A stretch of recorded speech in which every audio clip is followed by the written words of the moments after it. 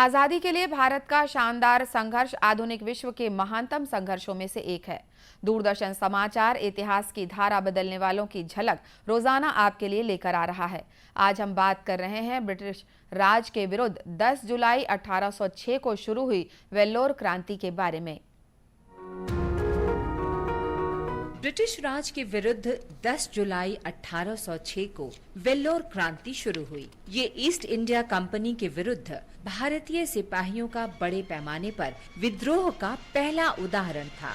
4 मई 1799 को श्रीरंगपट्टनम की घेराबंदी के दौरान टीपू सुल्तान के मारे जाने के बाद ब्रिटिश सैनिकों ने मैसूर राज्य पर कब्जा कर लिया था। अंग्रेजों ने मैसूर को उसके पूर्व शासकों वडियारों को सौंप दिया और टीपू के बच्चों और उनके परिवारों को वेल्लोर निर्वासित कर दिया गया। हालांकि ये रणनीति शीघ्र ही उनकी परेशानी का कारण बन गई।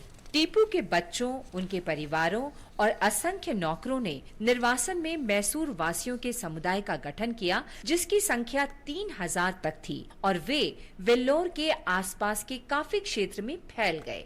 श्रीरंगपट्टम में खूनी लड़ाई के 6 साल बाद 14 नवंबर 1805 को ब्रिटिश सैनिकों के कमांडर इन चीफ JF क्रेडॉक ने एक आदेश जारी किया, जिसमें नए सैन्य ड्रेस कोड का विवरण दिया गया था। आदेश के अनुसार सिपाहियों को वर्दी पहननी थी और दाढ़ी कटवानी थी। उन्हें चमड़े की पगड़ी पहनने के लिए मजबूर किया जाता था। यद्यपि ये आदेश एक रूपता स्थापित करने के लिए जारी किया गया था, लेकिन हिंदू सिपाहियों ने चमड़े की टोपी पहनने पर आपत्ति जताई।